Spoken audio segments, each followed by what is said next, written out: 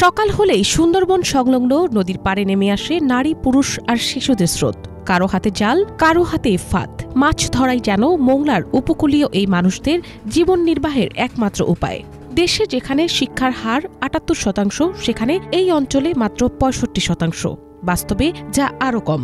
দারিদ্র্য, ঝরে পড়া, মাদকাসক্তি আর সামাজিক অস্থিরতা মিলিয়ে এই অঞ্চলের মানুষের জীবন বাঁচে প্রতিদিনের সংগ্রামে। এই কঠিন বাস্তবতার মাঝেও আশার আলো জ্বালাতে এগিয়ে এসেছেন স্থানীয় ব্যবসায়ী জুলফিকার আলী। বাগেরহাট জেলার মোংলার প্রত্যন্ত তেলিখালী এলাকায় তিনি স্কুল, কলেজ, মেরিন একাডেমি, বৃদ্ধাশ্রম ও এতিমখানা নির্মাণের উদ্যোগ নিয়েছেন। ইতিমধ্যেই নিজের মালিকানাধীন ৬০০ শতক জমিতে বালু ভরাটসহ নামফলক উন্মোচন করেছেন তিনি। এমন উদ্যোগে আনন্দিত স্থানীয় সাধারণ মানুষ।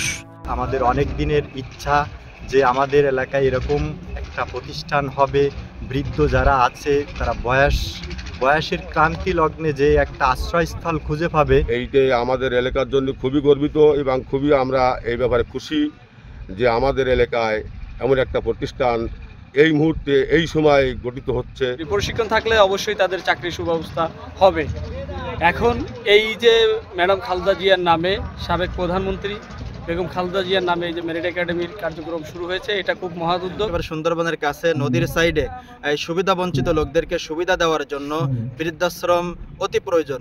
সেই প্রয়োজনীয়তা উনি ইনশাল্লাহ তুলে ধরার চেষ্টা করছে। অসহায় এখানে অনেক বাবা মাদের বৃদ্ধ, তারা খুব কষ্ট করে। যদি এই বৃদ্ধাশ্রমটা হয় তাহলে আমাদের অনেক মুরব্বীরা এখানে এসে সুন্দরভাবে জীবনযাপন করতে পারবে।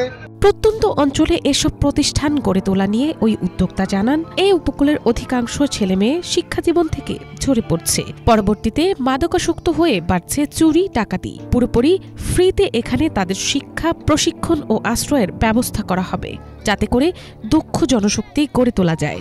আমাদের এখানে প্রাইভেট যখন কারিগরি প্রশিক্ষণ হবে, এখানে গরিব ছেলেমেয়েরা যারা ঝরে যাচ্ছে, আমাদের এলাকা থেকে হাই ক্লাস 8, 9 পড়ে তারা বকাটে হয়ে যাচ্ছে, মাদকের দিকে চলে যাচ্ছে, তারা কিছু করতেছে না, এখানে এলাকায় চুরি ডাকাতির সাথে মিশে যাচ্ছে। আমরা ওই সমস্ত ছেলেগুলোরে এনে এখানে কারিগরি প্রশিক্ষণ দিব। এইটাই বড় কাজ হলো এটা।